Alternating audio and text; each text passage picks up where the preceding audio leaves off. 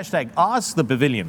Now, folks, I have to admit, it's just been such a wonderful thing to see that we receive messages of both love, affection, and questions from all over the world. And we're truly grateful for that, truly indebted for that. It's been a teamwork, and we really appreciate it. But what came as a very big surprise to us is that कि हमारे पड़ोसी मुल्क India के एक बड़े ज़बरदस्त journalist हैं विक्रांत गुप्ता साहब, उन्होंने भी #AskThePavilion पे हमें सवाल भेजे हैं।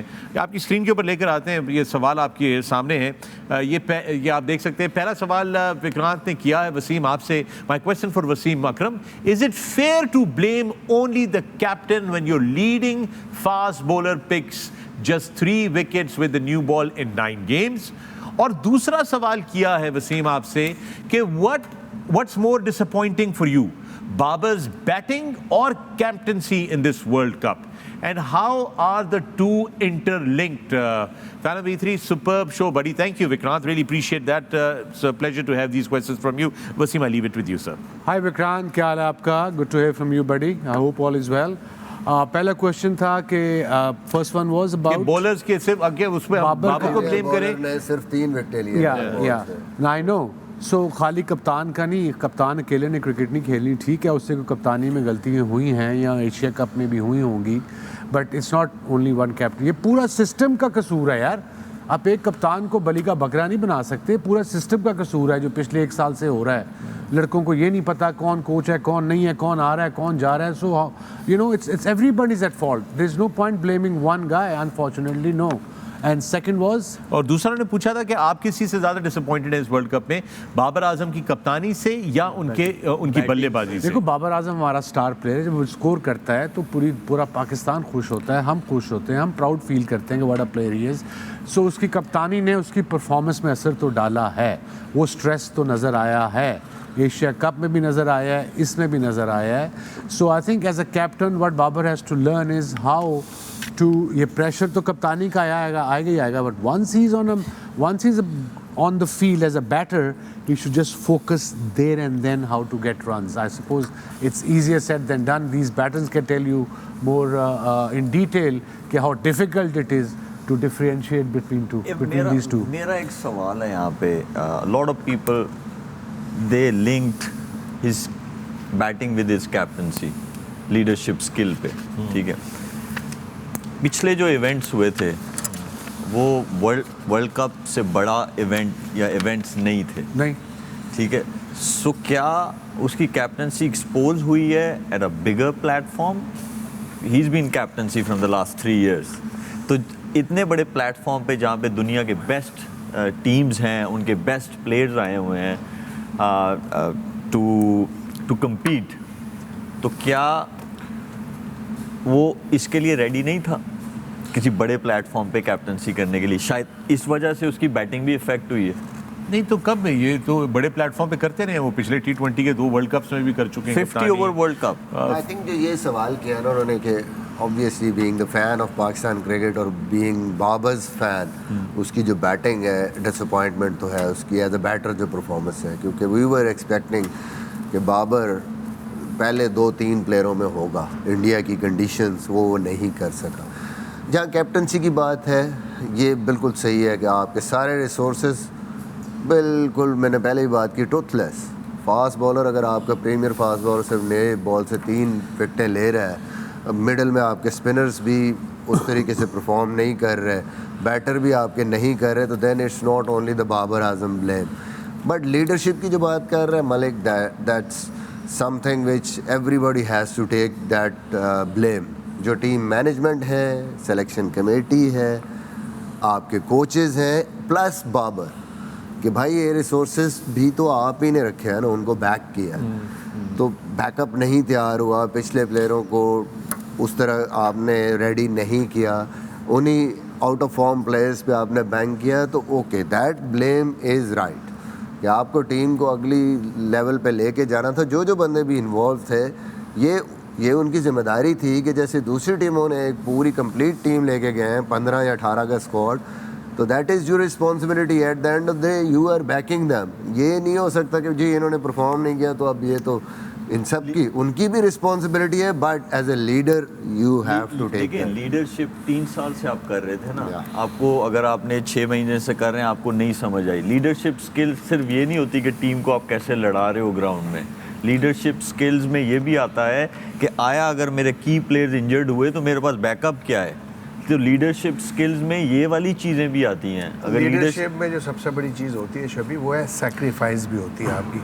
आप सबसे पहले कुर्बानी देने के लिए तैयार होने चाहिए।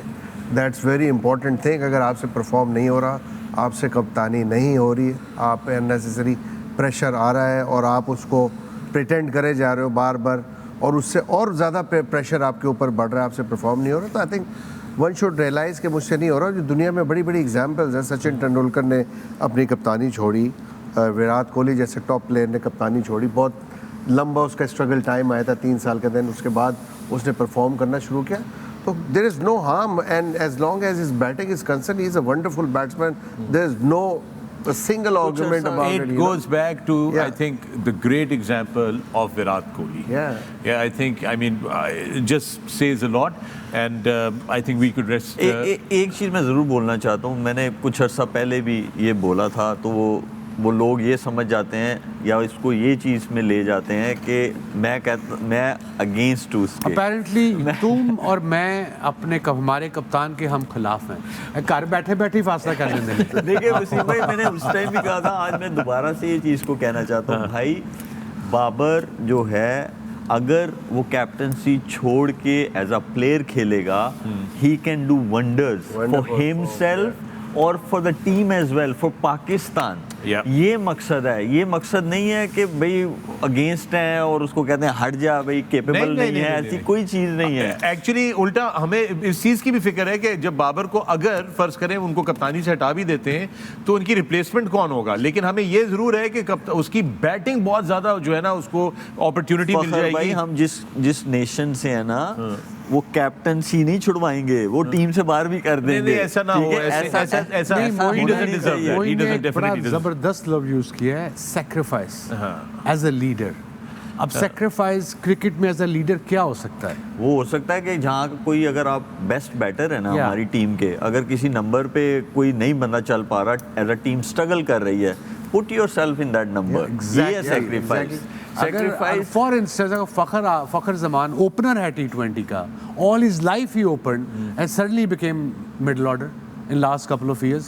Sacrifice तो यही है that's not भाई, एज अ लीडर के जहाँ when chips are down you always say, तो लीडर निकलता है वहाँ पे। लीडर कहता है नहीं, ये टफ सिचुएशन है, इसमें मैं जाऊँगा, मैं डील करूँगा इससे। ये है सैक्रिफाइस। एक जो एग्जांपल्स है 92 वर्ल्ड कप की, इमरान भाई के सबको याद है कि जब नए बॉल का टाइम होता था तो उसको हमारी स्ट्रेटजी होती है कि नए बॉल को यार छोड़ना है, उसको पुराना करना है, बिकॉज के दोनों एंड से इसी वर्ल्ड कप की तरह 2 बॉलें लगी हुई थी, you know, and he start coming on number 3 semifinal में 3 पे। Imagine the decision of Imran Khan, the great Khan, के मैं 3 पे बैटिंग करूंगा, वर्ल्ड कप सेमीफाइनल। इमेजिन नई बॉल यानी nobody knew कि ये इमरान भाई ये कर सकते हैं, उन्होंने करके दिखाया। Yeah, with that.